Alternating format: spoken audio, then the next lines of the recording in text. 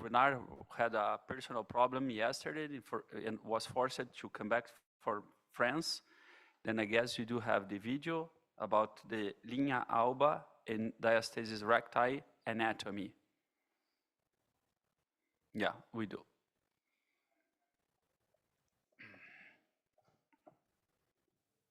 Hello, everybody. Thank you for this opportunity to speak about the anatomy of the linea alba and the explanation of the diastasis. I'm very sorry not to be here personally due to family reasons.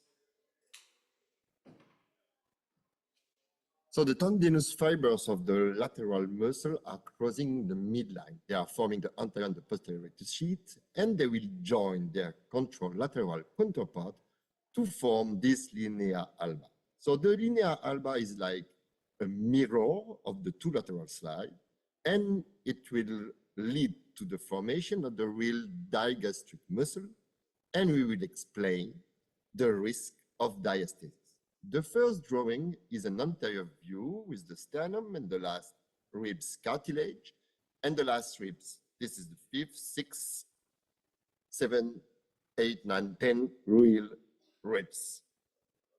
Insertion of the rectus muscle, right side, and we will draw now this linea alba. The size is variable with an average length of 30 centimeters, and it is with above umbilicus with an average width of 2 centimeters and decreases below the umbilicus. We can see here the pubic bone, pubic tubercles, anterior and superior iliac spines, and the inguinal ligament. Here is the rectus muscle, inserting on the ribs cartilage, and its width decreased from proximal to distal. In fact, these muscles are not running vertically, they are in close proximity below the umbilicus and spaced superiorly. It will explain the diastasis, but it is not the most interesting explanation. Left side, we are drawing the transversus abdominis muscle with the linea sublunarius. This muscle is forming the posterior sheath superiorly, the anterior sheath inferiorly. In fact, it is passing anteriorly in the level of the umbilicus, forming right here the linea arquata of Douglas. Here are the muscular fibers, which are horizontal, transversal, and the fibers are horizontal but slightly oblique around the linea alba. This obliquity will explain that the ipsilateral transversus abdominis muscle will join the fibers of the contralateral transversus abdominis muscle. They will work together. Here is a horizontal section, and we can draw here the transversus abdominis muscle like this. And we will see these opposing forces stretching the linea alba that will explain the risk of diastasis. And we will draw the other muscles. Right side, the internal oblique muscle with the anterior and posterior lamina forming superiorly the anterior and the posterior rectus sheath. Here are the muscular fibers forming the folx inguinalis, and here we will cut the anterior lamina, here, forming the anterior rectus sheath from top to down, but the posterior lamina is forming the posterior rectus sheath superiorly and the anterior rectus sheath inferiorly, forming also the linea arquata of Douglas. The fibers are oblique, but the obliquity differs from top to down, like this. And they will join the fibers of the contralateral transversus abdominis muscle. In fact, the ipsilateral internal oblique muscle is working with the contralateral transversus abdominis muscle, giving again opposing forces stretching the linea alba. We can draw that on the slide like this, the true internal oblique muscle, and these forces between the ipsilateral internal oblique muscle and the contralateral transversus abdominis muscle. So internal oblique muscle 1 is working with transversus abdominis muscle 2, and internal oblique muscle 2 is working with the transversus abdominis muscle 1. These forces are horizontal, these forces are oblique, this direction, and these forces are oblique other direction. We will draw now a second anterior view, same view, with the costal margin, pubis, pubic tubercles, lateral edge of the abdomen, anterior and superior iliac spines, and the inguinal ligaments. Linea alba is here, same shape, and we will draw left side the entire rectus abdominis muscle with the distal tendon, and right side we will cut this muscle here just above the umbilicus. Linea alba will be cut in the middle just here cranially, and we will draw the anterior and the posterior lamina of the internal oblique muscle forming the anterior and the posterior rectus sheath. And here we can see the anterior rectus sheath and the fibers of this internal oblique muscle. Laterally, the muscular fibers, and the muscle will be cut just here. Just behind, we can draw again the transversus abdominis muscle, forming the posterior rectus sheath superiorly and the anterior rectus sheath inferiorly. Again, the fibers of the internal oblique muscle are oblique, and the fibers of the two muscles are in opposition. So the two internal oblique muscles are not working together. Left side is the external oblique muscle. We can see here muscular fibers, which are oblique, opposing direction, and the large aponeurotic part of this external oblique muscle. The obliquity of these fibers, same that the internal oblique muscle are oblique, and the obliquity differs from top to down, and they will join the fibers of the contralateral internal oblique muscle. That is to say, the ipsilateral internal oblique muscle is working with the contralateral external oblique muscle. Here is the slide with the external oblique muscle here, forming the anterior rectus sheath, and the forces between the ipsilateral internal oblique muscle and the contralateral external oblique muscle. So external oblique muscle 1 is working with external oblique muscle 2, and external oblique muscle 2 is working with internal oblique muscle 1. We can draw all these forces on these slides above the umbilicus. 3 forces anteriorly, 2 posteriorly. These forces will stretch the linea alba. And in case of chronic hyperpressure, obesity, prostatic hypertrophy, and or due to muscle thinning, due to age, obesity, sarcopenia, sedentarity, the two muscles will stretch, elongation, separation, and it will explain the risk of diastasis above the umbilicus. It is not the same below the umbilicus because all these lateral muscles are forming only the anterior rectus sheath, and all the forces are passing anteriorly.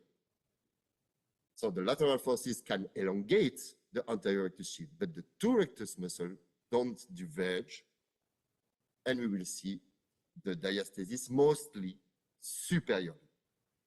Second thing are the fiber arrangement. We say that the fibers are in high obliquity superiorly, but almost horizontal inferiorly.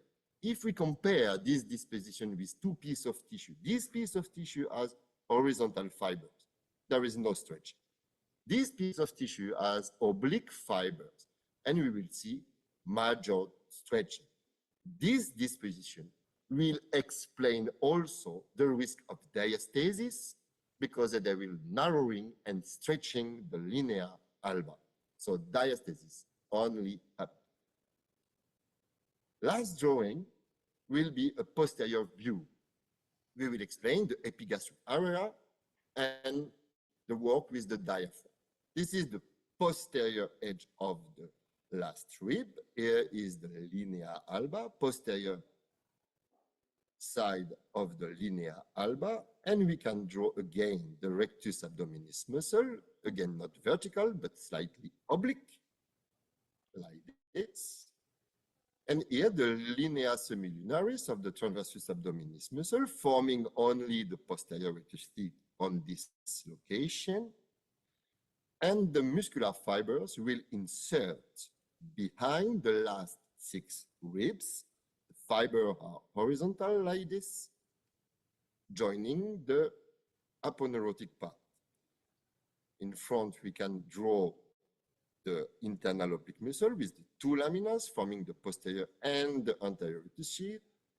And we can also draw the external oblique muscle here, forming only the anterior rectus sheath.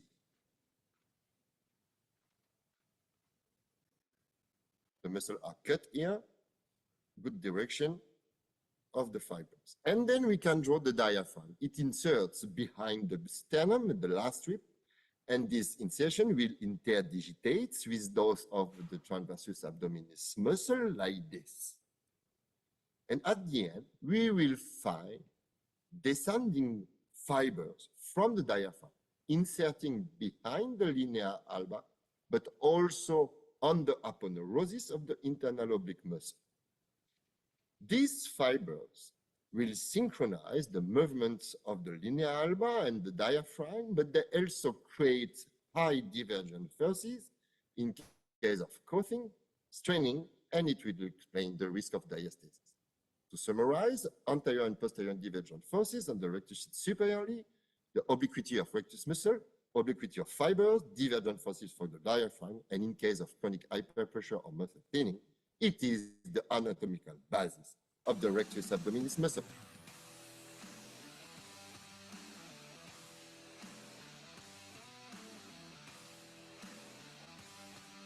All the best to Professor Bernard. Formidable, as usual. So we're gonna go with Dr. Philip George from Columbia University. Of course, you are most than welcome in Paris 2025 to see. So we're going to hear Dr. Philip George from Columbia University, Diastasis, Recti, and Abdominal Wall Function, Fact versus Myth. Thank you.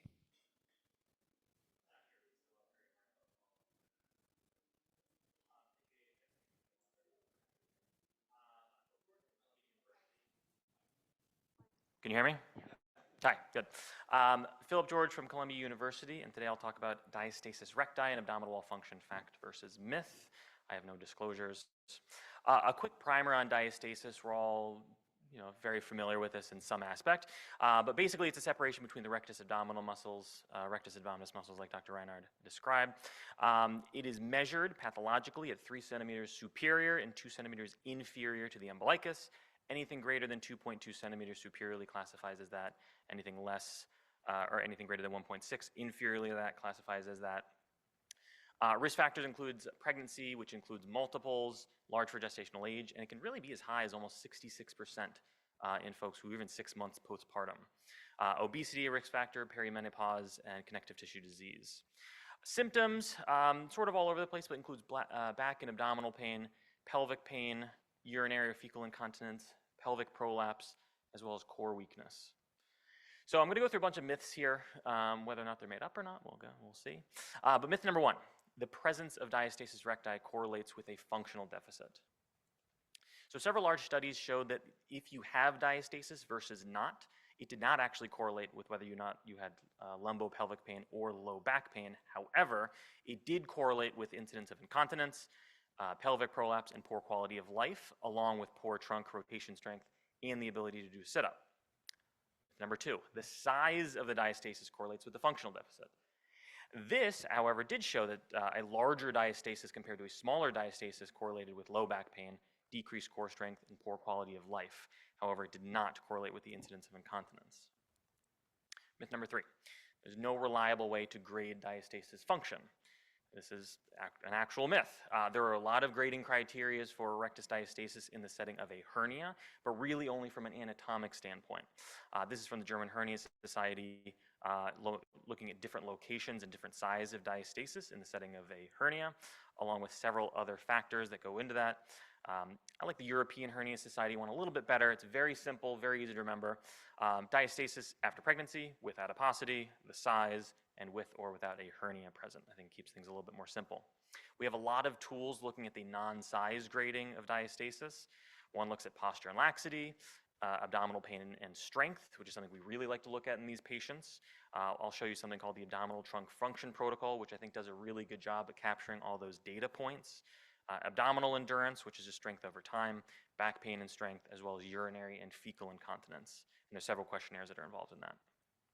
The abdominal trunk function protocol is a really reliable test, which is designed to evaluate function. There's a strength criteria where you do several tests, as well as looking at things you do in everyday life and whether or not you can do them or not. It's way better studied for pre and post-op, not necessarily studied for those who have diastasis and those without. And is developed by a Department of Surgery in Stockholm. It's a visual scale of 12 activities that you can look through, and then there's 7 exercises that are done with a physical therapist. And it actually has been proven that after surgery for diastasis, almost universally, all of those daily activities can improve, as well as the strength testing itself. There are some other strength measurement tools that we have in our arsenal. Some is just direct muscle testing. Can you lift your head off the bed? Some includes balance testing, looking at postural sway. And some actually involves machine testing, such as the Biodex 4, which sort of looks like this, where you sit down, do some abdominal tests, and you can see the strength compared between patients. It had very good reliability, good correlation. In patients with or without diastasis, really did not show any difference in muscular strength. However, in patients who did have a functional deficit, it did find a significant difference in patients before and after surgery. European Hernia Society asked the question, what outcome measures should we be using? And again, they agree that patient-reported outcome measures are the best tool. However, we need to do a lot more research into it. Again, a large lit review agrees the absence of standardized instruments for assessing outcome almost make it impossible to compare studies. There's so many different instruments out there. So what tests should we be using? So in the setting of not doing research, I always ask my patients, how does it bother you? What can't you do? Get them to lift their legs off the bed, get them to do a sit-up. This is a fairly young patient after 2 kids. She literally cannot lift her legs off the bed. That's after 12 months of physical therapy. There's a small umbilical hernia. This is someone who I definitely want to offer surgery to. Myth number 4, men are not affected by diastasis. I'm sure you guys had this classic story. I was sent in by my primary care doctor. They said I have a huge hernia at the top of my belly. I've never had surgery before. You can almost envision it in your head, what this patient looks like. And then he comes in looking like this. I saw him a couple weeks ago. Had no idea anything was going on, small little belly button hernia, no functional deficits, otherwise lives a very nice life. I said, listen, call me back when your belly button hernia bothers you. Incidence of male diastasis can be up to 10% in some studies. The reason for that is many. There's increased intra-abdominal pressure because of visceral obesity, higher incidence of COPD and cirrhosis, as well as lifting, and collagen formation can also play a role as well. Men with a AAA are 4 times more likely to have diastasis than those without. Pathophysiology, of course, is a little bit more complex. Women have 2 times as many transverse fibers in the linea alba compared to men. Does this confer protection? Potentially. But men also have this increased visceral adiposity, and every 1 centimeter above 102 centimeters of waist circumference increases your interecti distance by almost 1.5 millimeters. Same symptoms, body image issues, core instability, back pain. Treatment options are the same. You know, if there's really no symptoms, all it really takes is education and reinforcement. Otherwise, physical therapy is a good first step, and then surgery if that doesn't work.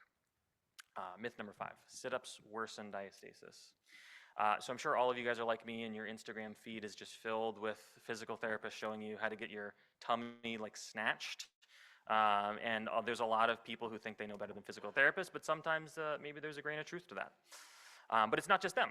There's expert guidelines from a group of physical therapists saying that you should be avoiding exercises that concentrically engage the superficial abdominal muscles, i.e. sit-ups. But not so fast. There was a study in postpartum women looking at the diastasis recti before and after an exercise program, which really just involves curl-ups or sit-ups. And they found that it didn't worsen rectus diastasis, really didn't change the severity of their pain or other symptoms, but it did help with abdominal wall thickness and strength. But it's not just that either. So a lot of physical therapists, at least that I work with at our institution, are using more transversus abdominis engagement with their sit-ups, which really changes the shape of the abdominal wall. And how to engage that is really you draw in, which I don't really know how to explain that well, but it really engages the obliques prior to a sit-up. You can see from this image that it really does not close that gap, the diastasis gap, but If you look at a cross-section of what it looks like, if you're just doing a sit-up on its own, there may be some rippling in the diastasis, but it is shorter. However, when you do that oblique engagement, it's a little bit tighter, but potentially this is something we should look into in terms of function. The outcome of this was really looking at, maybe we shouldn't look at this as our end game, look at the size of the diastasis as our end game. But if we can give folks the strength that they need, regardless of what the size of the diastasis is, I think that should be the real end goal. Myth number 6, insurance will not cover diastasis repair without a functional deficit. This is a really large study looking at insurance policies and what they said about diastasis recti. 55 insurance companies' policies were reviewed. 51 had a policy. 40 will never cover it under any circumstance, even if it is associated with the hernia. 11 would with pre-auth, and only 1 would ever cover it alone, and that was if it caused back pain. The rest of those 10 may cover it if it's already approved for a paniculectomy or a hernia repair, but otherwise they would not. But where does this come from? Here's the reasons. Diastasis is not a true hernia. Okay, fine. Little evidence of diastasis causing back pain. I think the jury's still out on that. No standard of care for abdominoplasty. Fine.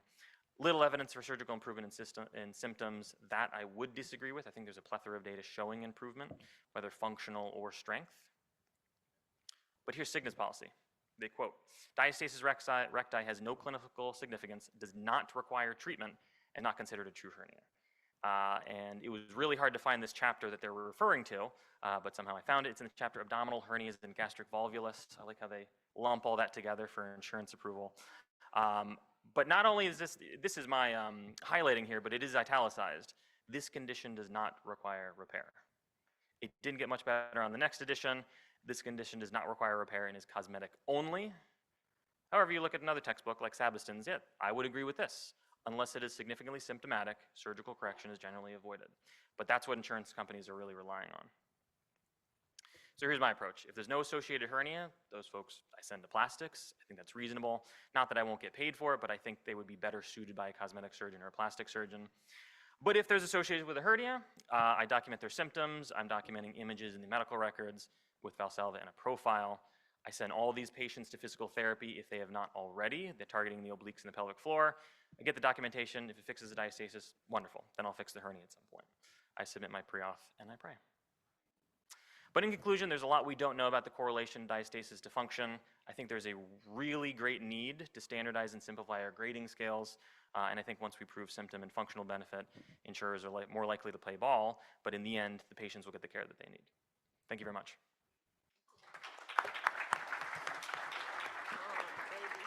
Thank you. Next speaker, Dr. Pilar Hernandez Granado from Fundación Alcorón University Hospital, Spain. We'll talk about management of diastasis recti associated with ventral hernia. Thank you. Thank you, especially to Dr. Flavio Malcher and Arcana for inviting me to this amazing congress.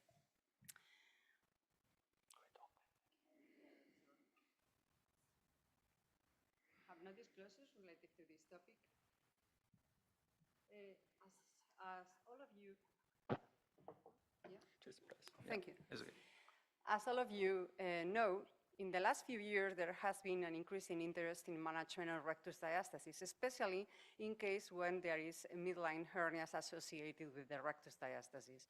And the general world surgery, the world of general surgery are very interesting in these cases because with the explosion of the minimally invasive surgery, there are a high variety of surgical techniques, and it's very attractive for us. But now the indications remains to be set. All began with this article. It's a retrospective study with more than 200 patients, studied the recurrence rate in patients with suture repair of umbilical hernia less than 2 centimeters, and they discovered that the recurrence rate in this group of patients with rectus diastasis is higher than in the other group. And the recommendation is to use MS in this kind of patients who has rectus diastasis too. And moreover, the recommendations of the EHS and AHS guidelines for the treatment of primary ventral hernias in rare locations in these cases said that the presence of rectus diastasis is a known risk factor for recurrence rates during repair. And it suggested to use MS repair for umbilical and epigastric hernias in patients with concomitant rectus diastasis.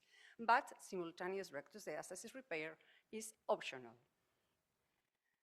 And in our guidelines, the European Hernia Society suggested that a MS-based repair is needed in concomitant midline hernias with rectus diastasis. Plication must be enough in some cases when the hernia is very, very small, less than 1 centimeters, and in the rest of the cases, we recommend the use of a mesh to treat at least the umbilical hernia or epigastric hernia. But the quality of the evidence is very low, and the strength of the recommendation is weak. What we do need to know and to take into account when you are going to repair a ventral hernia with rectus diastasis? First, the size of the hernia, the size of the hernia defect, the clinical condition, if there is a skin excess, scars, some condition of the patient, the symptoms caused by the rectus diastasis, and if the patient is obese or not. And the most important thing is discuss with the patient. Shared decision-making process between patient and surgeon is absolutely mandatory in these cases, taking into account the values, the preferences, and expectation of the patients. As you already know, there are a high variety of surgical options.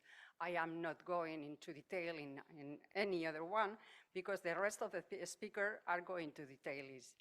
But we have open surgery, generally associated with panniculectomy. We perform plication, single or double layer with long-term absorbable, non-absorbable sutures, and use an online measuring format, retrorectus repair, or as whatever you want.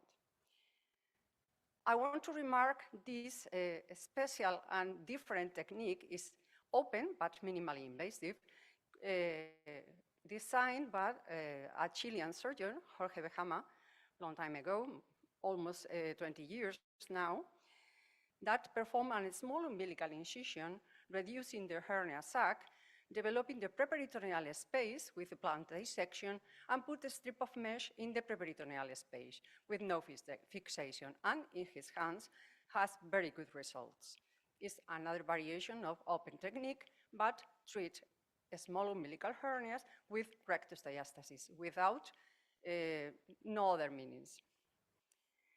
If you go to endoscopic surgery or laparoscopic surgery, we have a lot of variety of treatments. First, you can go to the subcutaneous or preaponeurotic space. There are a lot of techniques, similar to all of them, SCOLAR, REPA, LR, etc. But Dr. Malcher and his group decide to rename these old techniques with the ENDOR. All these techniques share the same condition. It's an anterior approach with subcutaneous dissecting subcutaneous preaponeurotic space, plication the linea alba, and use a mesh or lie covering the hernia or the hernia plus the rectus diastasis. The advantage is laparoscopic way is very ergonomic, and the cosmesis is very, very good. But the complication rates, seroma, is very, very high, and the recurrence rate described are between 0 and 12%. If you go deeper in the retromuscular space, you have a variety of techniques. I am not going into details, but the common characteristic is developing the retrorectus space, suturing anterior rectus sheath, and sometimes posterior rectus sheath too, use a mesh in the retrorectus space, and all the works report low complication rate and low recurrence rate. And deeper, you can use preperitoneal space pure, PETEP, avoiding posterior rectus sheath division and preservation the retrorectus space. It's a very tricky technique because the peritoneum is very flimsy in the lateral side, and you can make holes inside. And put MS in this space, preperitoneal space, with endoscopic approach. And At the end, you can go pure laparoscopic, like IPON Plus, like in any ventral hernia repair, using Venetian blinds, or the Lira technique is another one technique. And in all cases, shoot during the linea alba and use an intra-abdominal mesh. What have such variety of techniques, what can we offer to our patients? Which is the best? If you look into literature, there is no randomized control trial between techniques. The only randomized control trial that exists is only in patients with rectus diastasis without hernias, and all the rest are case series, cases selected from database, and the results reported are in short term. I want to remark this article, but it's not a randomized control trial, it's a retrospective, but select a cohort of patients with midline hernias and rectus diastasis with exactly the same characteristics, and the patients chose the technique. 62 REPA, 86 extended TEP, and the seroma rate is higher in REPA, surgical time longer in extended TEP. There is no conversion in the first group, 3 in the ETP, but in only 6 months of follow-up, 1 recurrence in each group. Summarizing, what do you need to know to offer to your patient? The size of the hernia defect, the clinical condition, the symptoms of rectus diastasis, and the patient is obese or not. And I want to insist in shared decision-making process. I'll try to develop some kind of algorithm in my hands, ventral hernia and rectus diastasis, if the patient has a skin excess, cosmetic issues, big defects, or multiple defects. Perhaps open surgery is the right way to go. And you look, whatever you want to do in open surgery, you can do it because there is no the best technique. And associate abdominoplasty if you want. And if these conditions are not present, you can go for minimally invasive surgery. Minimally invasive surgery is more attractive for surgeons and even for patients because the fact that not have any other incision in his body is very, very attractive. And the recovery rate is, the recovery time is less and less pain. And if the defect is below 4 centimeters and the patient is non-obese, perhaps you go for a subcutaneous approach, the Endor technique, or a retrorectus mesh.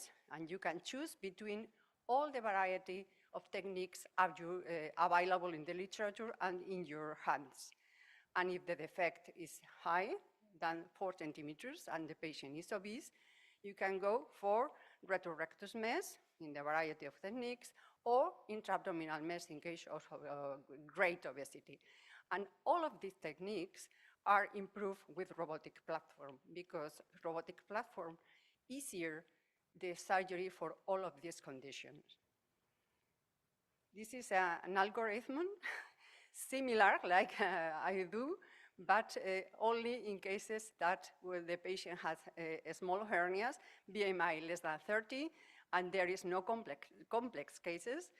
Recommend using Endor, and if these conditions are BMI higher than 30 or complex cases, robotic extended TEP. In conclusion, seems to rectus diastasis and ventral hernia have to be repaired in order to get best results. Type of surgery depends on several circumstances, as you can see, and I want to emphasize again, shared decision-making process in this kind of patients. Thank you very much. Thank you. Now we go with open approaches, when and how. Dr. Heidi Miller from Maine Medical Center. Good afternoon. Thank you for the invitation to talk, and thank you all for hanging in there. I know it's getting late, and I'm tired too. So we'll get through this. So I have no disclosures, except I will tell you that this talk was difficult to put together because, as you've seen, there's a plethora of information, but when you try to put it together into an algorithm, it looks a little bit like this. And this is a description of the Afghan war, which we all know how that turned out. So I tried to organize things for you, and I got very excited when I found multiple publications from European societies, different surgical groups, about classifications and treatment approaches to diastasis recti.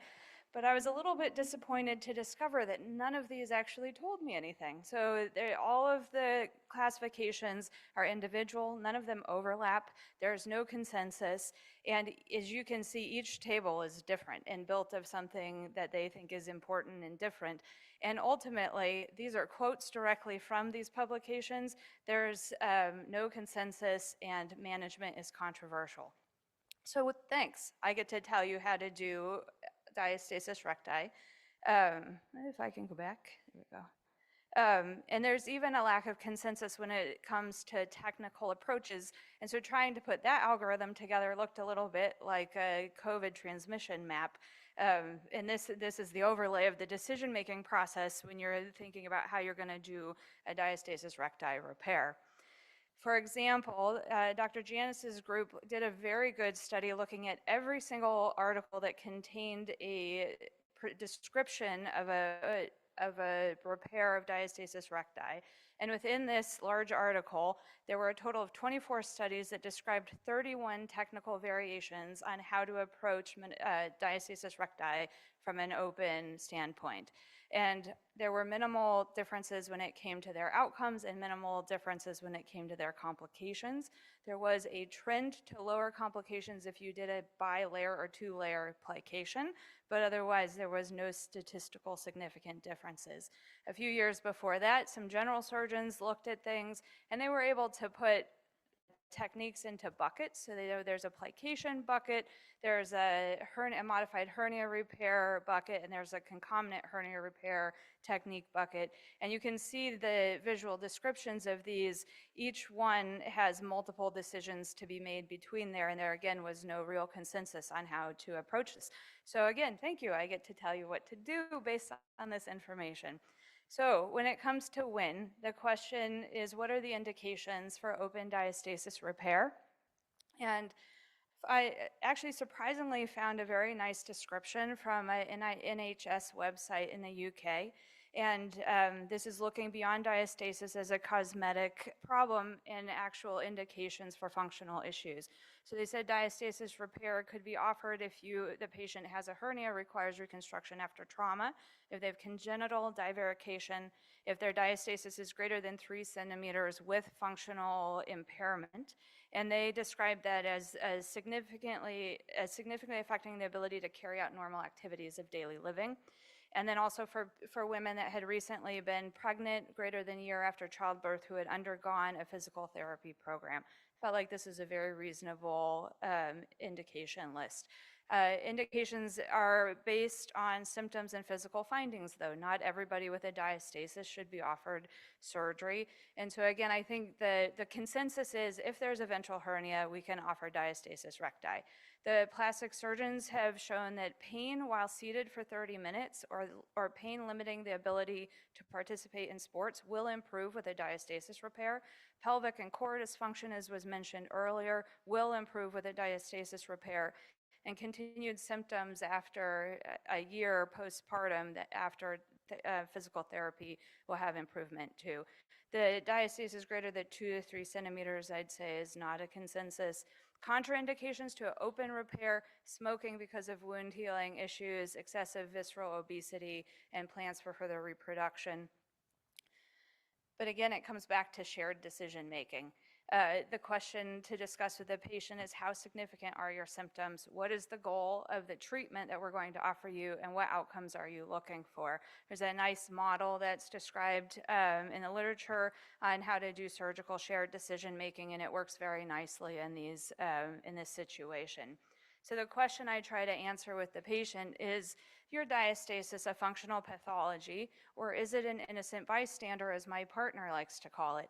And based on symptomatology, I find it's very rarely an innocent bystander, although there are the men like what we saw earlier with small umbilical hernias, large diastasis that had no idea anything was going on.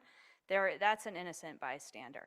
But the larger the diastasis in general, the more symptoms and the more pathology related. So the next step to shared decision making is helping the patient explore options and understand their treatments. I offer all of the patients that see me about this a referral to physical therapy. I also offer them all a plastic surgery referral, especially if they're looking more for a cosmetic change or body contouring type procedures. And then we discuss the options that they have as far as open surgery with or without skin removal and the minimally invasive approaches you'll hear about next. But ultimately, the goal of the procedure and the outcome that the patient is looking for is what will help lead this discussion as well. So how do we repair diastasis with an open approach? I'm a general surgeon. I look at diastasis very similar to a hernia. It's a weakened tendon at the midline at the linea alba, and I think we should look at it as similar to a hernia repair where we want to reconstruct and restore function with a tissue-based reconstruction, and we want to restore the linea alba with fascial closure and plication, and we may or may not use a mesh reinforcement. As I mentioned before, there are many layers of decision making when you're approaching your rectus diastasis repair, but with open repairs, there's an additional step, and that's the management of soft tissue and skin. Is there any excess tissue? Are there skin changes? Is there ulceration? Is there creping of the skin? Is the patient going to benefit from a vertical incision or excision or an infraumbilical paniculectomy, or do they really need a true abdominoplasty? And then from there, we can start thinking about, is there a hernia? Do I need to use mesh? Am I going to actually disrupt the fascia before I repair it? And then what layers and what suture or staples or other techniques am I going to use to actually close it? So an example here is a 48-year-old woman. She came to my office with a symptomatic bulge and abdominal wall weakness, a lot of difficulty even just getting out of bed, having to log roll. She has a history of 3 C-sections and a diagnostic laparoscopy. So we discussed expectations. She really was looking to improve function and cosmesis. She came into my office with athletic tape on her abdomen. This is something that physical therapists are doing to help. So she'd already been in a physical therapy program for quite a while. She did have some excess skin that she was hoping to get rid of if it was possible. That was mostly vertical and not really horizontal along the ASIS. She did not have a true hernia, but she had had multiple prior incisions through her linea alba and a wide diastasis, and so I would consider this similar to a hernia. And after our discussion, I offered her an open retrorectus mesh repair with a posterior anterior fascial plication and then vertical skin excision. This is a different patient. I do a lot of paniculectomies, especially for our massive weight loss patients because of insurance issues getting them through plastic surgery. And so it's become a little niche of mine. If they come with a diastasis recti, then that's symptomatic, then I will also treat this at that time. This is the best exposure you could possibly get to diastasis. You have these giant skin flaps with awesome exposure. I do a 2-layer plication using an absorbable mesh, and they get a nice skin excision and basically an abdominoplasty. The outcomes for abdominoplasty and paniculectomy for diastasis repair provide both good functional and cosmetic outcomes. And we heard earlier today how important the cosmetic outcomes are, not just for female patients, but also for the male patients. The most difficult part of this is dealing with expectations and postoperative management of the wounds. We have a lot of discussions about that, and it's a long-term follow-up process. It doesn't have to be a giant paniculectomy to do an open diastasis repair. This is a woman who showed up to my office with a very symptomatic and very bulgy 1 centimeter primary umbilical hernia. She had about 6 centimeters of supraumbilical diastasis that was 4 centimeters wide. And so I did an open umbilical hernia repair for her, dissected the sac, lifted the skin off of the diastasis and closed it in a 2-layer plication, incorporating the hernia defect into that closure, and then she got a nice umbilicoplasty with just about a 3 centimeter supraumbilical incision. So my final recommendations are shared decision making, in decision making as we've already heard, as well as considering the symptomatology, using physical therapy, and then your how is going to be based on whether or not there's a hernia. If there's a hernia, use a mesh-based repair, plus or minus your skin excision is needed. And if there's not a hernia, a double layer plication with your choice of suture, honestly, based on the literature, plus again, minus the skin excision. This is a shameless promotion. I'm in the middle of a contest trying to win Ultimate Adventure, so if you want to vote for me, great. But thank you. Already voted. Now we switch for MIS approaches. Which one and how? Dr. Prashant Sharamuju from Montefiore Medical Center.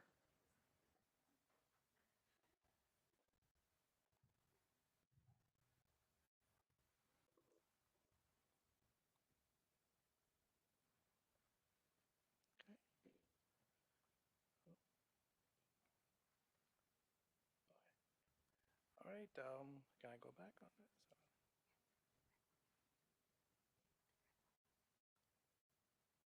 All right, thank you, HS, and welcoming to talk about diastasis repair management and MIS approach, by which one and how we do it.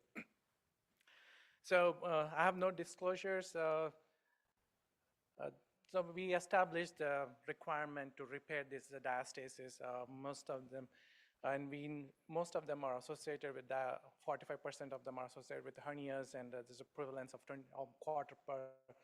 quarter of population has diastasis. I don't want to go in details. Many previous speakers already established the requirement for it. I'm going to take straight into how we repair MIS approach this diastasis. Usually I do it when it is associated with a hernia, not just with diastasis. I never repaired by my only diastasis. Usually I send it to the plastic surgeons. So there are different multiple approaches available for MIS approach for diastasis and ventral hernia repairs, starting from onlay to going all the way down to the abdominal cavity. Like there's endoscopic onlay, there's ETAP, there's TRAM, there's EMILOS, there's TAR, there's ventral TAPs, and LIRA, which, basically going from the from onlay to the IPOM meshes. This is my algorithm for small ventral hernias. There are three factors I usually look into: their BMI, their diastasis recti, and how wide is the rectus sheath. And it all depends on how I approach these patients. Whenever I see these patients, I am very liberal in getting the CAT scan so that I can make the decision with the patient. I show them the images, I show them how their muscles are, how wide they are, how big is the hernia. When they see the actual hernia and the diastasis, they really understand the concept. Like whenever they say, can you just take out? It's nothing about taking out. It's just a weakness in your muscle. It's a wear and tear of your muscle. It's nothing about taking out your bulge. So at the end of the day, I'm just fixing your muscles. So this algorithm determines what I'm doing onto the patient on the day, so they're aware of what type of approach they're getting beforehand itself. This is for bigger hernias. What I do for my patient with hernias with rectus diastasis, how I deal with them, and this would help us guiding. I'm not making decision in the operating room. It's already done when I see the patient in the office. To talk about it, so all these are patients of mine. This is a patient of a small hernia with BMI of 26, has upper diastasis, has small rectus sheaths which are less than 6 centimeters. Usually these kind of cases are very difficult to manage by retromuscular. So this is a case I do like an endoscopic onlay. Usually the surgeon stands between the legs in either lithotomy or spread the legs, and with through ports in the suprapubic space, and create this big lipocutaneous flap endoscopically, which plastic surgeons do usually. I'm trying to see. And invariably, whenever you see the diastasis, there'll be multiple hernias in that location, what the CAT scan picks up. And you can see the CO2 is basically lifting up the weakened linea alba. So you dissect all the way up to the xiphoid. That my assistant is pressing on the xiphoid, and you mark because of the CO2 pressure, it will delineate where the linea alba itself. So you mark your margins of the medial edges of the rectus muscle. Once you do that, once you measure it, the defect for documentation sake, what's the length and what's the width, and you plicate the mesh either laparoscopically or robotically.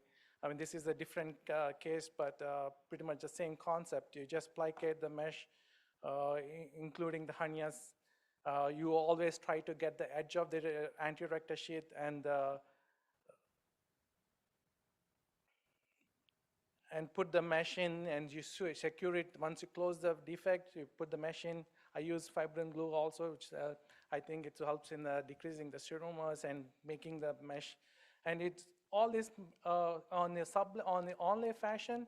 You have to secure this mesh very properly. Otherwise, there'll be there will be mesh migration or the high rates of seroma. If you have a seroma, the mesh can lift up. So I always secure these meshes circumferentially, and once you secure the mesh, you tag the abdominal belly button down and leave a drain. All these patients end up getting a drain. They always have a high seroma rate, so we always end up leaving the drain. And this is another case. I mean, every single case is different. You have to cater towards the patient and their anatomy, their muscle anatomy. This is a patient with a Swiss cheese defect, high BMI compared to other patients, has upper diastasis recti, upper diastasis, and also has a wide rectus sheaths, which are more close to 7 to 7.5 centimeters. So this patient, I approach it very differently than the previous patient. So this patient, I go for like a E-TAP approach. You go in the dissect in the retromuscular space endoscopically, and once you find your dissect bluntly there, with the help of a needle, you identify the semilunar line, you make sure that you got it, and you preserve all the nerves, neurovascular bundle. It's very important when you're doing E-TAPs, you know your space, you know your anatomy well. If you start damaging these oral neurovascular bundles, then you're creating more problem than good to the patient. So identify the with the needle and put your trocars, you dog the robot, and basically crossing over. And as I said, like invariably all these diastasis patients, apart from this patient has one incarcerated big hernia, but all these patients have like multiple small Swiss cheese defects, has multiple hernial defects, as you see, and you end up get all the fat off the linea alba posteriorly, and you dissect all the way, and this is like incarcerated, so I have to extend the hernial defect a little bit up so that I can reduce it without traumatizing the contents and keep the hernia sac in place. And you dissect the space or go onto the other side. I think the next speaker is talking about posterior repair, so I'm not gonna go in detail. Basically, to get the idea, you develop the retrorectus space on the other side. You preserve the neurovascular bundles, make sure you have to be very diligent about it to preserve all those things. And then you close the posterior sheath. It's kind of controversial.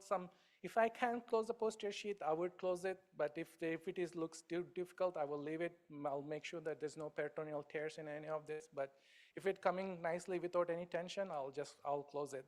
I think it'll give a better cosmesis rather than anything. And then you close the anterior layer, imbricating, and close the hernial defect in a Venetian blind technique, and lay the mesh in and roll the mesh in like a carpet.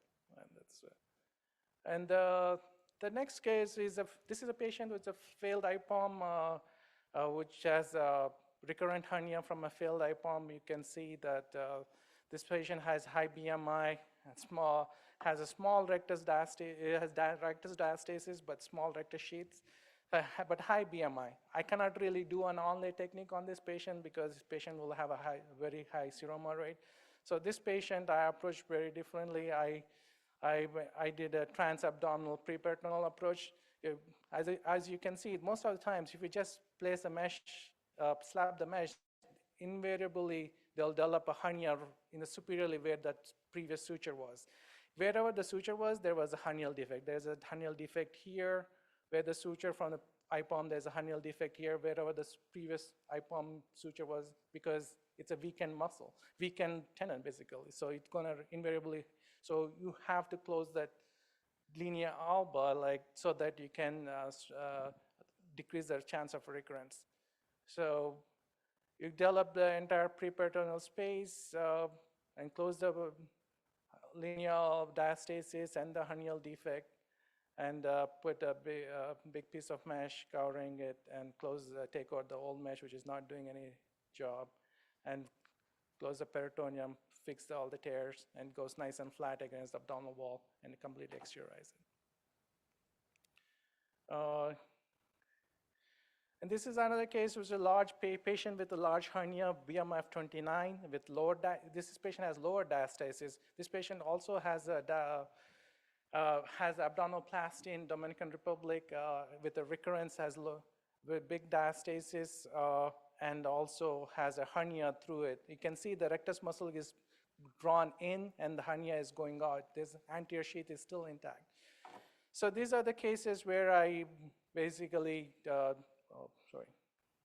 back.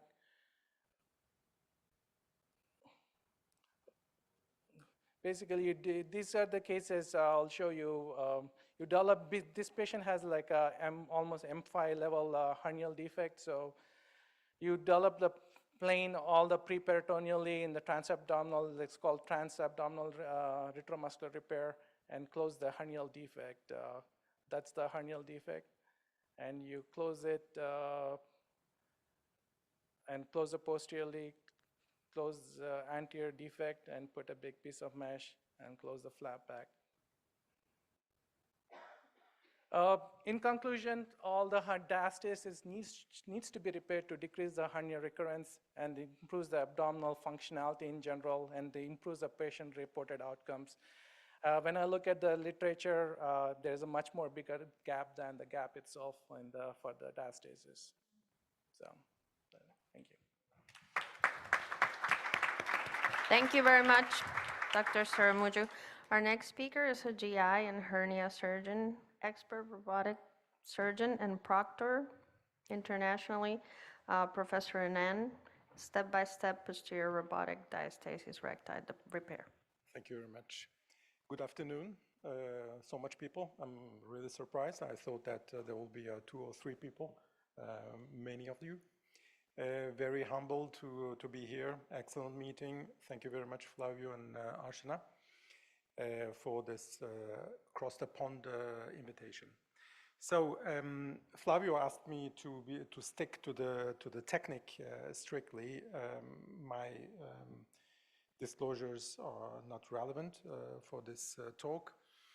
We will talk about my population, my practice, and access ways, and some numbers of the history of this posterior repair.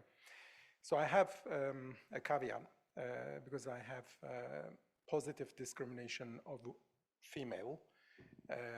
I literally do not operate male for this kind of operation. Some of them that I made, they traumatized me because they have expectations over the mountain, and we cannot satisfy them. Most of the women is, the pathology is pregnancy triggered. I, of course, send people to a plastic surgeon if they have dermoepidermic excess tissue. But mainly core instability and inability for intended physical activity, as described before, is the main indication. Back pain is one of the main factors. Very interestingly, physical therapy specialists, gynecologists are sending, and plastic surgeons are sending me, creating my referrals. And of course, we have another issue. It's the associated midline hernia, a real hernia, to get reimbursed. So that's a typical patient of mine. I have some requirements. I ask at least a year after the childbirth. In between, I send them to the physical therapy.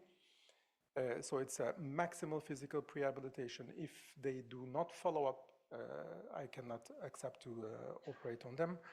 Weight loss, it's not a weight loss as we use criteria for general surgery. It's weight loss for women to come back to their weight before the pregnancy, the last pregnancy.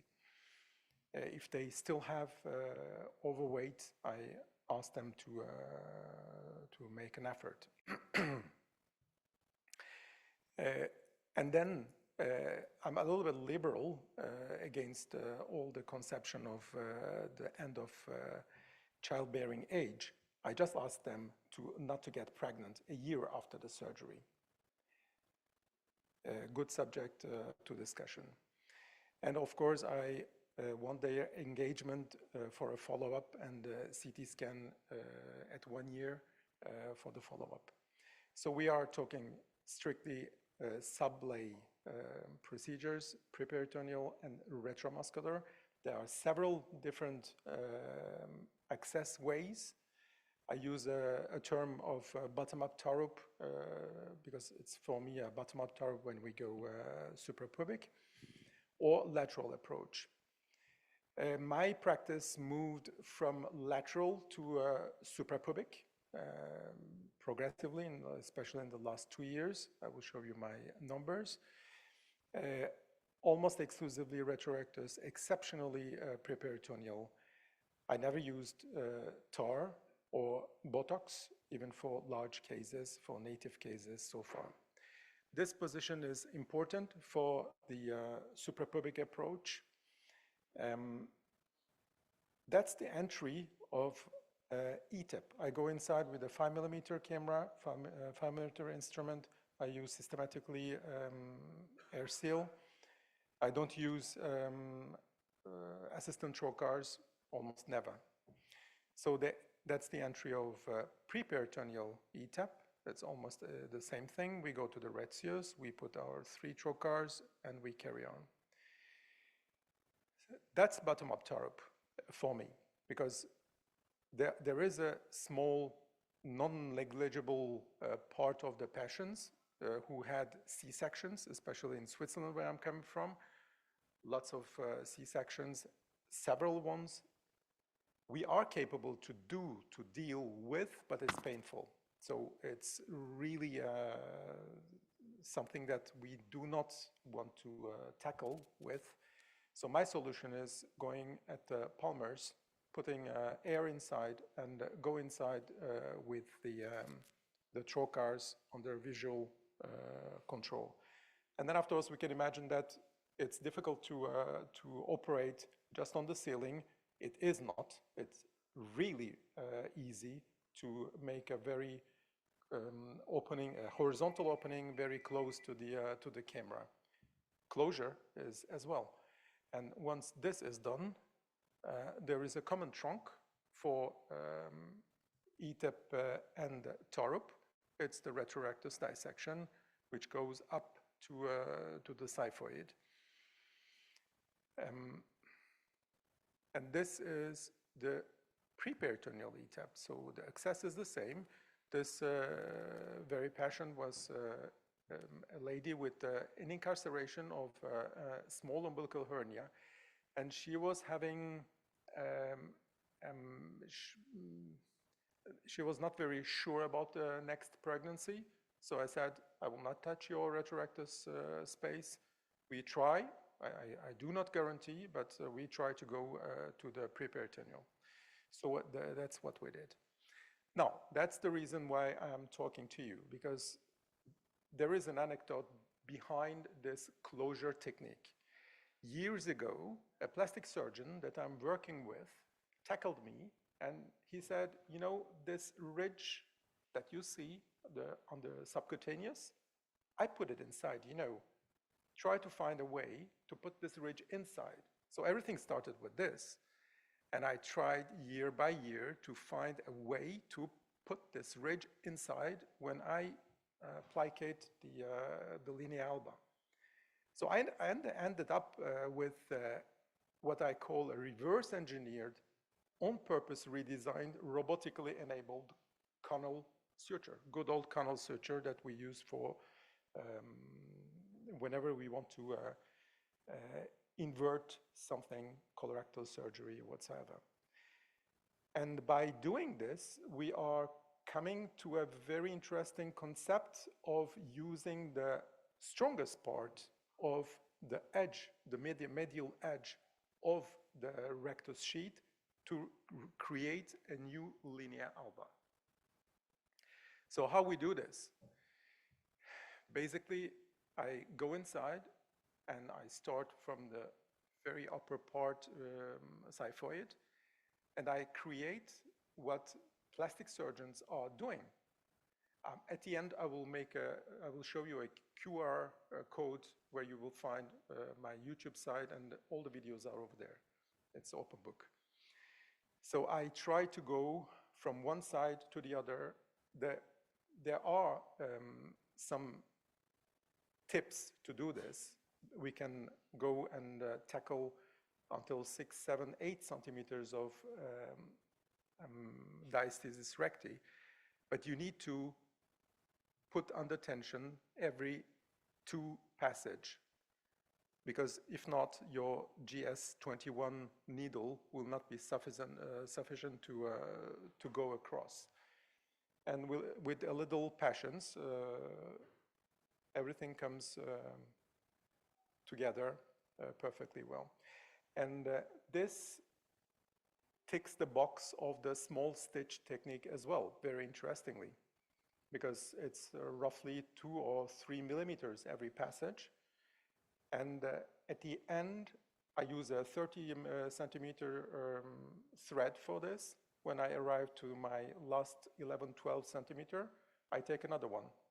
And at the end, I roll back the same way, all the suture, doubling the, as I show on the left, doubling the suture. So that's the technique. So we can do this in pre-peritoneal ETEP as well.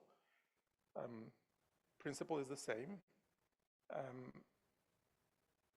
In my opinion, this kind of pre-peritoneal ETEP without having the posterior rectus sheath dissected, it may be a little more painful, but it works anyway. Suprapubic works, but lateral approach works as well. That's how I started. It's an old video. I was doing this with ETEP approach, and then progressively I moved to suprapubic.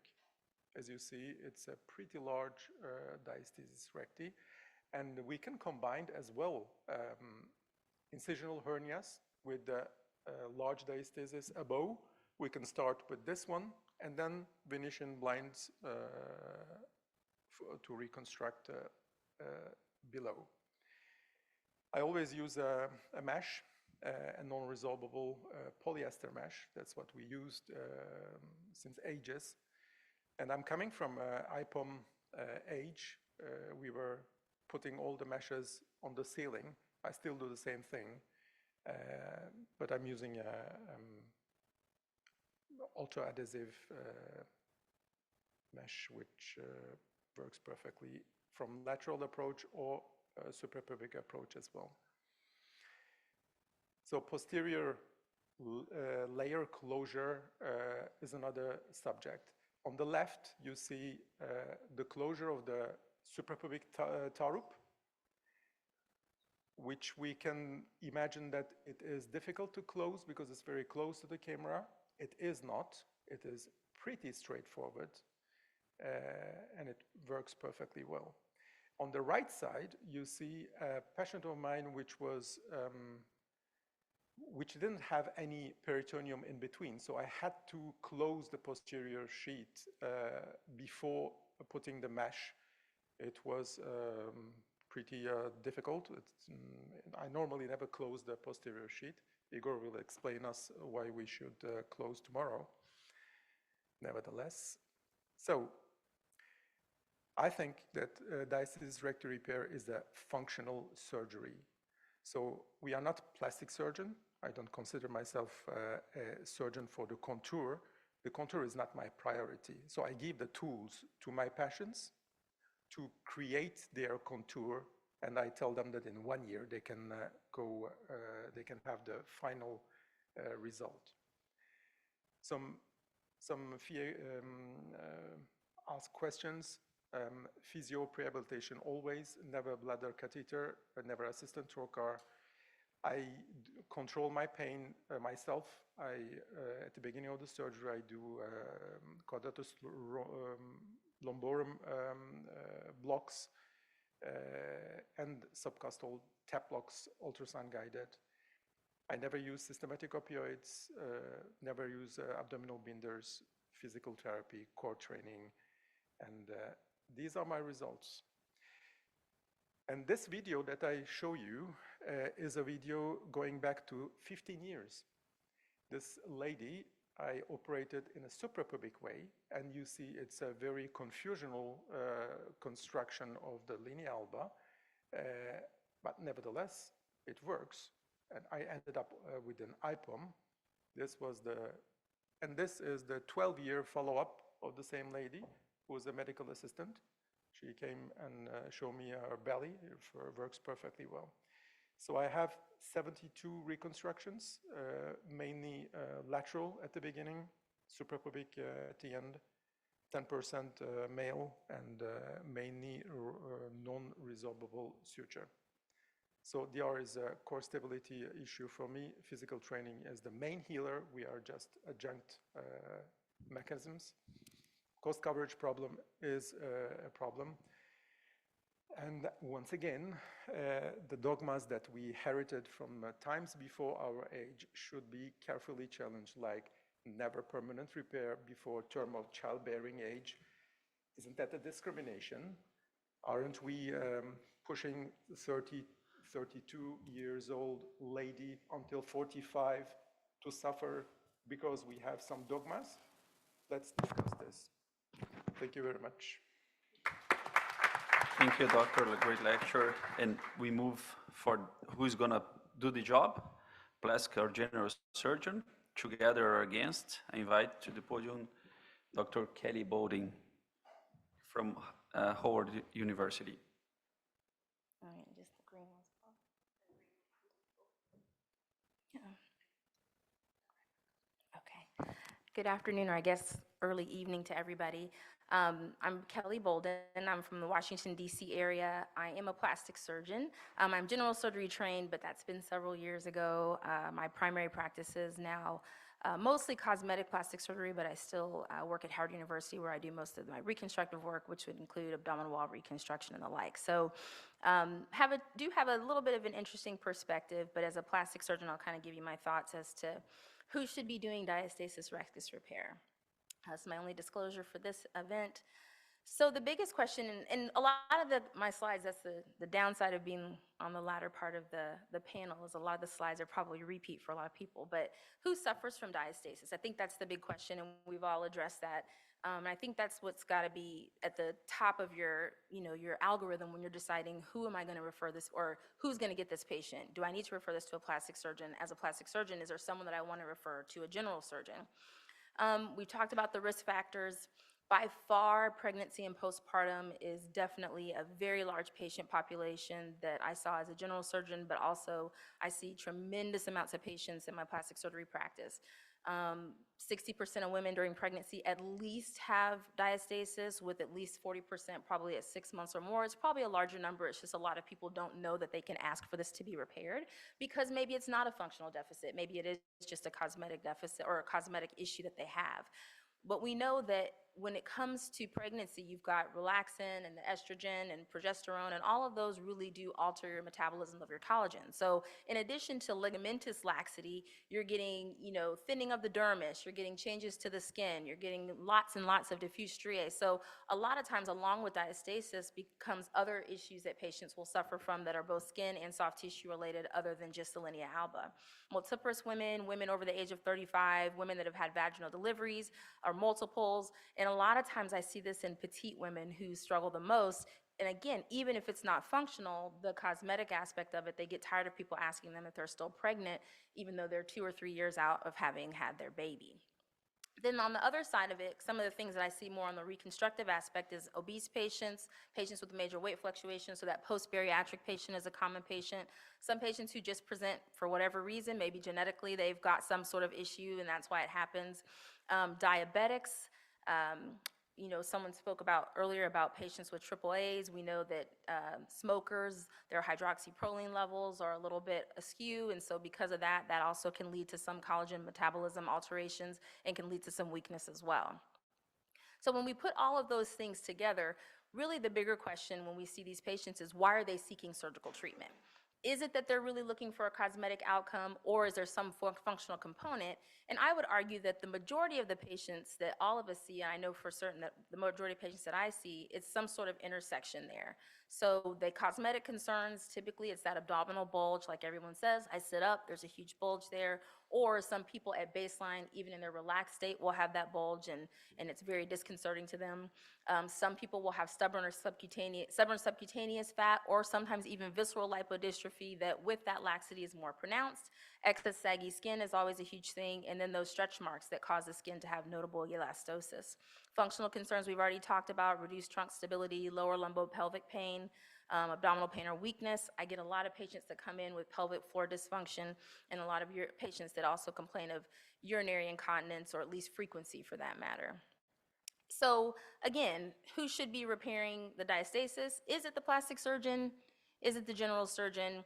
So what I was hoping to do was be able to turn to the literature and see, what we could find. But as everybody has stated, there is really, truly a paucity of literature out here. Most of the literature that you'll see is everybody's experience with diastasis repair. If there are any plastic surgeons in the room, a lot of it seems to be expert opinion, which is always very prevalent in the plastic surgery community. We're just starting to venture into all of the level 1 data that's been within the last decade or so, but there really was not a lot of literature. So the same papers, we found the exact same papers that we were looking at, and they're systematic reviews. So the paper by Janis and his team was basically sort of plastic surgery leaning. Most of the primary indication for those procedures in this paper was abdominoplasty, with 21 of them being studies related to plastic surgery, 13 to general surgeons. And of course, most plastic surgeons were doing open. A lot of the general surgeons were doing laparoscopic.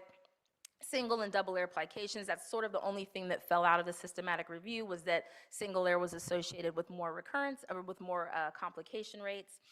Not a surprise, the average surgical times takes a little bit longer to do open procedures sometimes than it does to do the laparoscopic or minimally invasive procedures, but no significant difference was found in the complication or recurrence rate for the open versus laparoscopic. So again, not really showing you whether a general surgeon or a plastic surgeon should do it, but just showing you that techniques in general probably are not as significant, at least based on these systematic reviews. But there's a lot of limitations because, like we talked about, there's a myriad of techniques that are used. Not everybody's using the same grading system.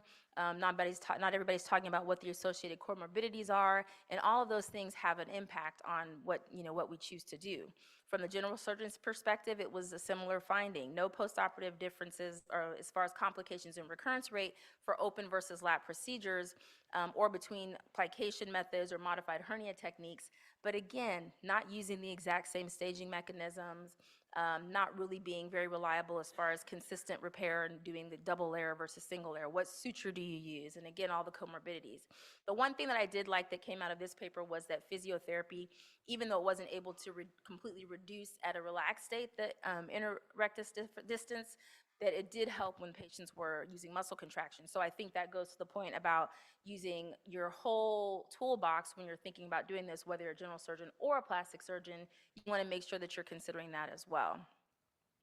So when I think about treatment for diastasis rectus, of course, we all know it's not a hernia, and so trying to maintain as much myofascial continuity, I think, is important. Plication with or without tissue reinforcement seems to be adequate, physiotherapy as an adjunct, but when it really comes down to selecting who's going to take care of these patients, I think it really does depend on the patient's desired outcomes, or even sometimes looking at the patient, patient-related outcomes, which would be a better indicator as far as doing some studies going forward. But in a lot of these patients, cosmesis is such a significant thing that they're worried about that has to be considered. And if that's something that you do in your practice, I think that's great. But cosmesis, a lot of times, patients may be afraid to tell you that they're really interested, in addition to the pain or whatever other functional abnormalities they have. When I see diastasis patients, I don't know about what your experiences is. I put recurrence on there. I very seldom have anyone ask me about the recurrence rate, but as a plastic surgeon, this is something that we have to also think about when we're thinking about the method that we treat them. So as a plastic surgeon, these are the types of patients that I see, not unusual, not necessarily unlike what you would see. I see the patients that have good skin quality that just have that notable bulge. I see patients that have terrible skin quality that also have a bulge and excess hanging skin. They have an abdominal pannus. I had the tone patient who otherwise looks great, but just, they see it when they do a sit-up and that bothers them. I do have the patients that come in that have ventral hernias associated with the rectus diastasis. Some plastic surgeons will care for that. Some will refer out. And then I just have your typical postpartum patient who just has a large diastasis with a lot of general skin elastosis and is very stretched out in the first place. So this is just a classic patient that would walk into my office, especially in my cosmetic practice. 46 years old, she's been pregnant 3 times, but she's had 2 children that have come to term, moderate diastasis, but a lot of visceral lipodystrophy, a little bit of skin elastosis, some infraumbilical striae, but she's got a moderate amount of excess skin that does hang. But she had absolutely no functional complaints whatsoever. So this is a patient who, based on the little bit of data that we have, and what the insurance companies say, she wasn't going to get covered for a diastasis repair regardless. So this was a perfect patient to refer to a plastic surgeon, or this is a perfect patient to come to a plastic surgeon, because she comes in, she gets an abdominoplasty procedure. I take care of a lot of patients that are skin of color, so I don't take scars lightly. I know that scars are really important, and a lot of my patients will develop hyperpigmentation and things like that. So just trying to make sure that we do well-concealed scars is important, but I think these are still operations that you can do well. And you can see that with a 2-layer plication, you can get a really good result. We can supplement it with liposuction if cosmesis is something that's big to them. And then the other thing that I think you can do with an open procedure, even though in some instances it's not always anatomical, is even doing oblique plication can help with these patients. A lot of patients that present with diastasis, again, they have laxity and that pliability, they have that stretching along the linea alba, but a lot of them have general abdominal wall laxity that just happens, again, from all of the hormonal changes. So sometimes in addition to that correction of the linea alba, sometimes they need tightening of the abdominal wall obliquely or laterally. Otherwise, they'll have a nice flat midline, but then they'll have bulging at the sides. So that ends up becoming important. So this is our patient. This is a 6-month postoperative view. You can see she's had notable improvement. She's pleased with the results. She had a little bit of contouring to the backside as well, because cosmesis was really important. Like I talked about, though, you can see she's got some hyperpigmentation. So this is a patient that can't be completely scar averse, because even though she can conceal it with her swimsuit, she still has some things that are obvious indicators that she's had surgery. Similarly, this is another patient that probably could have potentially gone some aspects of her presentation the insurance route, but in a lot of ways not necessarily, because she's 42 years old, G2P2, had a very large diastasis with a lot of symptoms. She had low back pain, she did have some urinary incontinence, and she even had an umbilical hernia. But she had notable skin elastosis and you can see a lot of stretch marks and a hanging pannus. And these are patients that sometimes can be really challenging. Anytime you mention abdominoplasty or removal of extra skin, that already kind of takes your prior authorization pretty far back. So this is a patient that I think is probably best served by a plastic surgeon. In a similar way, you can see she's got a very large diastasis that you can appreciate, especially with the open approach, because you're looking at everything interiorly. Her whole entire upper abdomen is completely lax. So this is a patient too that you can achieve the same thing and also repair umbilical hernia at the same time. Most of the plastic, if there's plastic surgeons here, probably most of us do umbilical hernias and some ventral hernias as well. But if they're larger, more involved hernias, then that would be a patient that I may even consider sending to a general surgeon to do some of the work. But otherwise, I usually draw out, what I'm going to plicate. I do a 2-layer plication, with my first layer usually being interrupted figure-of-8 sutures just to bring all the tissue together. And then I complete that with a second layer where I usually do a running locking stitch with either some sort of PDS suture or a barb suture if I have it at my disposal. So this is what her result looks like once she's done. She's got good contour. If you need to do any kind of oblique repairs, you can do that as well. But generally speaking, these patients do very well long-term, and they'll have great results that will last quite some time. So again, what's the right answer? I think it really depends on the patient, and I think that's what's probably been reiterated throughout the themes in everybody's presentation. So the way that I look at it is if I have a patient who has a rectus diastasis with or without a hernia, they can have a hernia at times, but if they've got excess skin and or lipodystrophy, and if that patient prioritizes cosmesis, I think that that's a very clear indication or a very clear patient that would be best served by an abdominoplasty. And most of the time, I would recommend that that be a plastic surgeon. You had made reference about not wanting to operate on men, but in plastic surgery also, one of the things that people, I think, take for granted that kind of dabble in cosmetic surgery is that there are some consequences that can happen with skin and skin flap viability. And so then you run into wound healing complications and the like, and that can be very challenging to deal with if you're not really familiar with the tissues and how much you can take out and how much liposuction and things like that that you can do. On the flip side, if you have a patient who has a diastasis with or without hernias, but they don't have any excess skin, they've got good skin elasticity, and maybe it's a scar-averse patient, then that's probably a patient that's going to be better served by getting a minimally invasive or even a robotic procedure. And that's someone that I usually will refer to a general surgeon. I don't personally have any plastic surgery friends that do robotics, but I know that they're out there, so that may be something that comes along in the future as well. The one thing that I will point out, and I don't know that that's necessarily been something that you all have had to deal with in the hernia world, but in the plastic surgery world, we're finding that there are a lot of people who don't necessarily have board certification that are sort of dabbling in the cosmetics.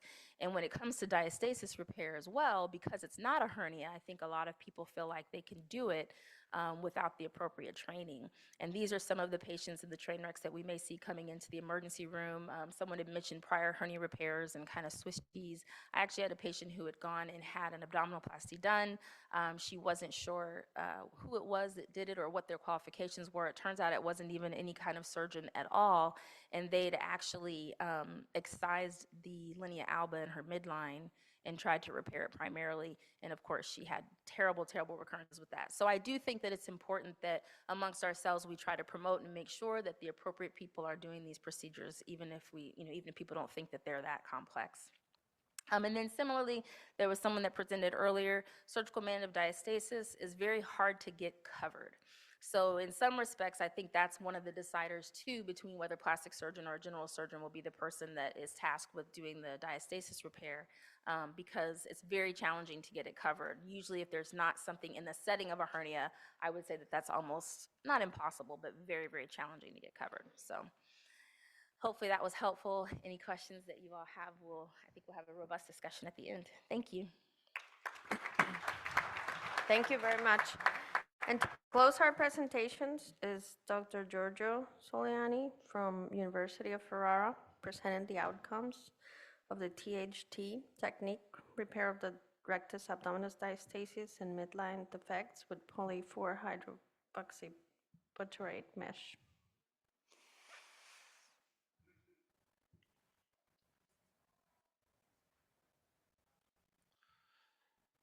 Thank you. It's a pleasure to be here.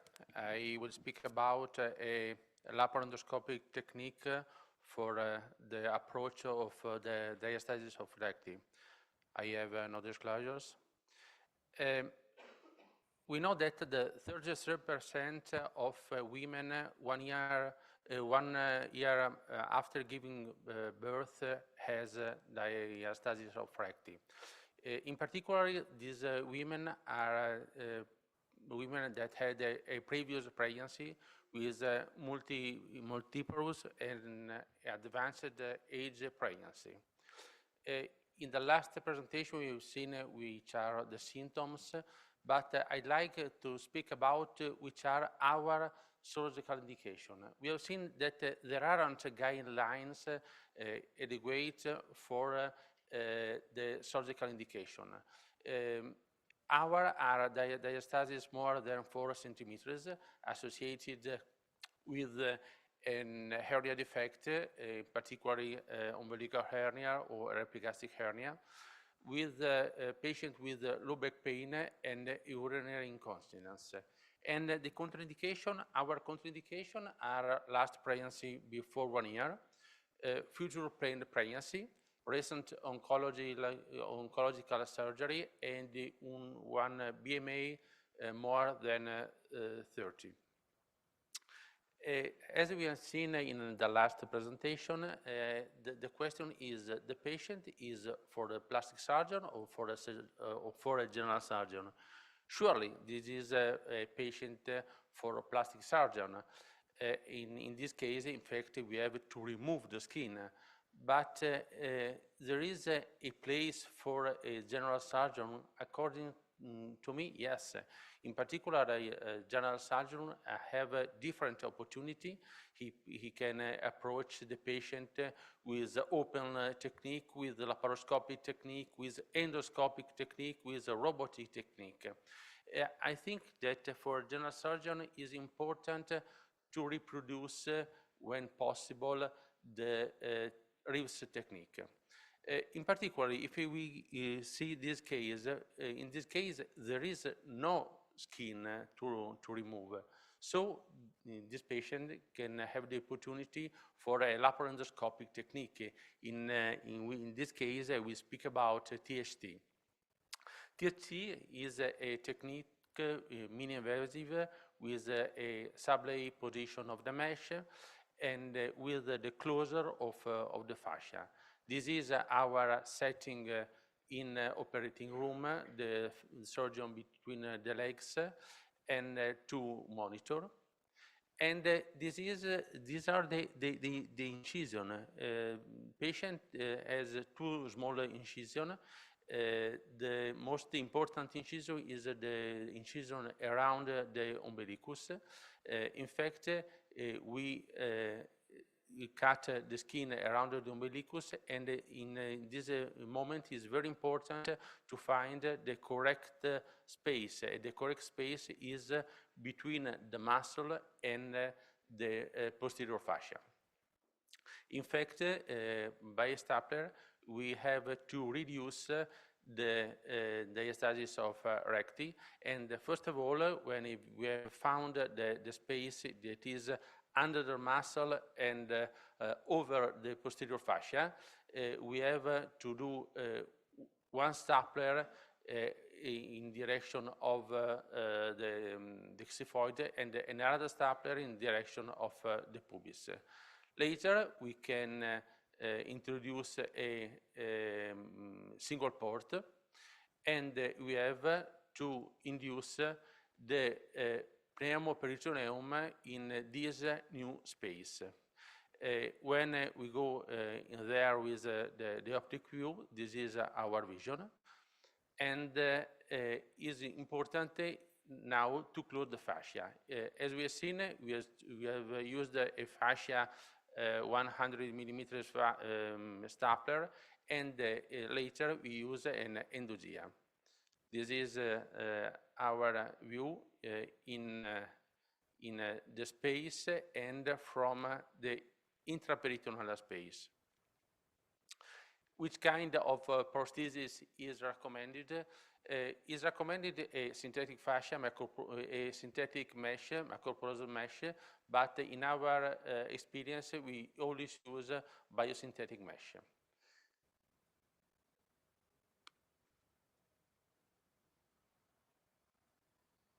Sorry, but the video don't start.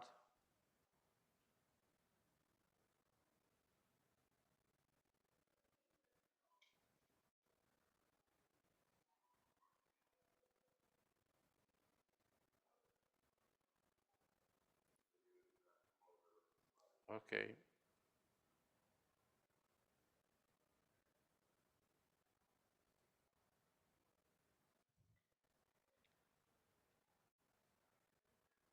Before it was ready.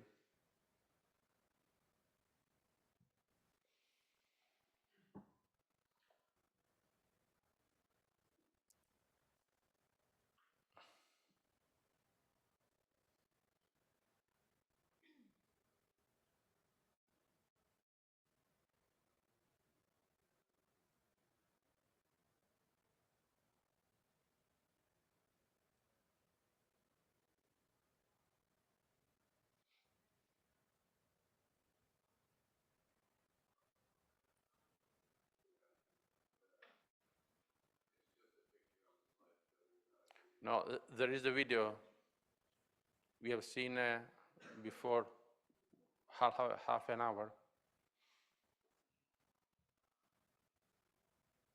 In the box, there is the presentation and the video. If you want to show the video from the box,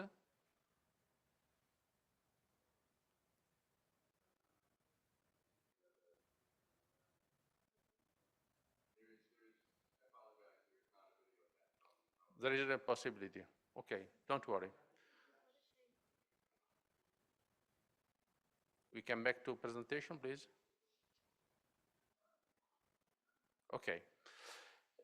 About the presentation, we can come back. I'm sorry. This is the placement of the biosynthetic mesh. We use biosynthetic mesh because it combined the advantages of synthetic and biological prosthesis. It is a very good scaffold and have no residual of material. Our results, my experience is of 44 patients. They are all female, and about the BMI is 22. The diastasis is 4.2 for a median, and they are always associated with a hernia defect, because in Italy, general surgeon can perform this kind of surgery only when the diastasis is associated with a primary hernia. In my experience, I've always used the stapler, always two stapler 100 millimeters and the endogeal stapler in with two or three occasions. The mesh is polyfluorobutyrato phasics mesh, and the length is 25 for 15 centimeters. Usually the hospitalization is for 2 nights, and the surgery is for a minimum of 2 hours. Our complication, I had one important hematoma. In fact, in one occasion, the patient had a blood transfusion.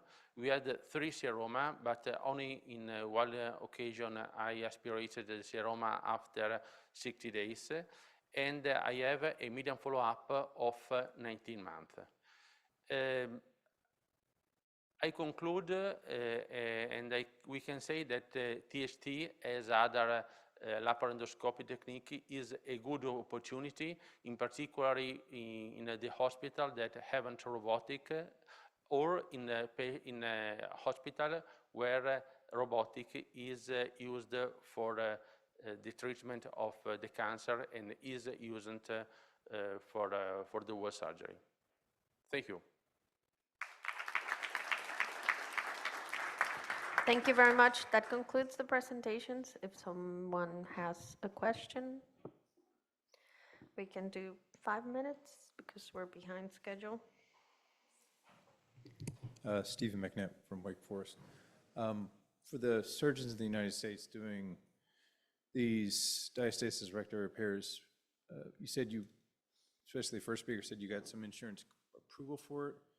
In the setting of like the little umbilical hernia or some primary hernia, what are you billing for? Primary hernia, or a hernia of a small size, or are you unbundled with diastasis repair and How did that, what's your percentage of coverage, I guess? So there's two separate codes. So there's the hernia code, and then there's a diastasis code, and this is for the American healthcare system, which is an unlisted abdominal wall code. That's 22999. I mean, you tell them what it is, and they'll determine what they can reimburse for it. My hit rate is very low, but that's sort of my, that's how I do it. I send insurances all my notes, physical therapy notes for 3 months. That's the code I use, you know, way back when I didn't really understand this stuff as well. I would consider that a hernia, and it would get denied at every second. A second, more of a comment. Several speakers showed CT scans and cases where they called diastasis with an incision overlying. Diastasis, in my mind, is a primary problem due to pregnancy or obesity. What you see with an incision, what your radiologist calls diastasis of the abdominal wall, that's an incisional hernia, and that's thinned out, damaged fascia and hernia sac. It's a different problem, I think, and it has very much a codable answer, I think, as well.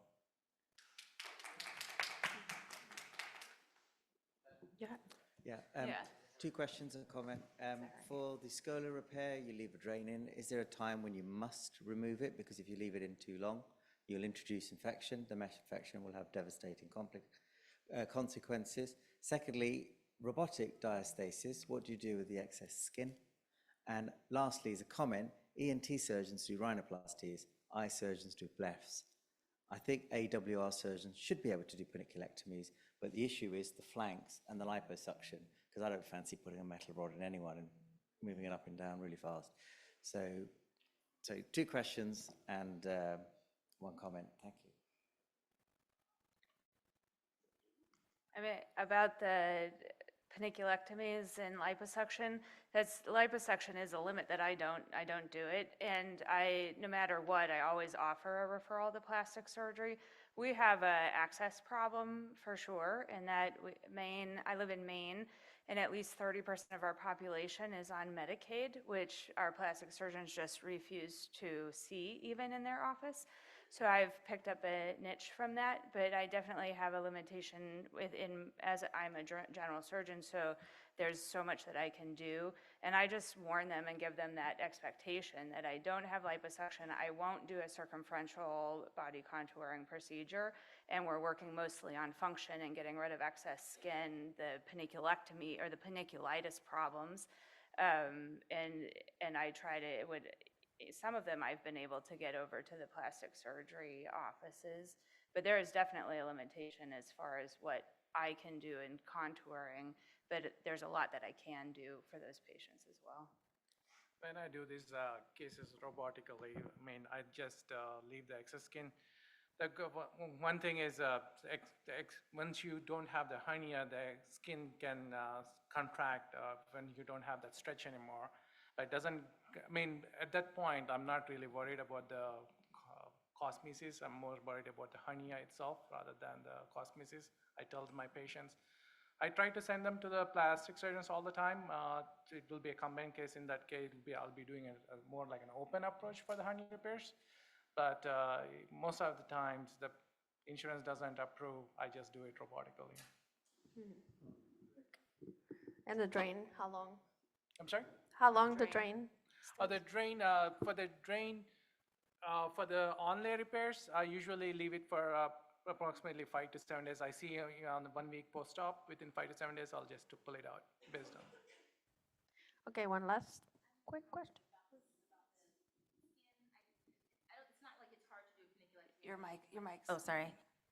Turned it off. It's not that it's challenging or anything to do a paniculectomy or something like that, but I do think a lot of times people will try to lump, skin and soft tissue, like the skin and subcutaneous fat is a little bit different than when you're talking about tissue like muscle and fascia and all that kind of stuff. So there are some minor differences that are associated with that. We see a lot of people that'll come in that'll have great either hernia repairs or diastasis repairs, and they've got tissue necrosis along, the incision or something like that where it just wasn't accounted for. So I do urge people to maybe consider that. It may seem like it's very simple stuff, but the one thing that you don't want is a patient in your office with full thickness necrosis of the abdominal wall because you didn't take into consideration some of the soft tissue circumstances. There's a learning curve. Yeah. Yeah. I have a question with a caveat. The caveat is that I think that prehabilitation is great and that in an ideal world, everybody should go and get PT preoperatively before diastasis repair, but that's not like the reality of access to good quality physical therapists. So for the panel, is there some size of your diastasis where you think that preoperative physical therapy is not as valuable?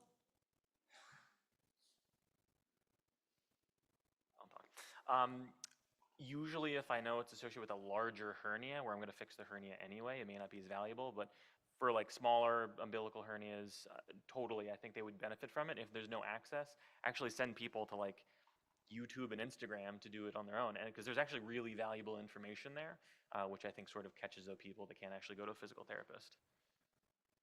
I mean, I offer it to everybody, even if it's small or big, both pre-op and post, even for my big hernias.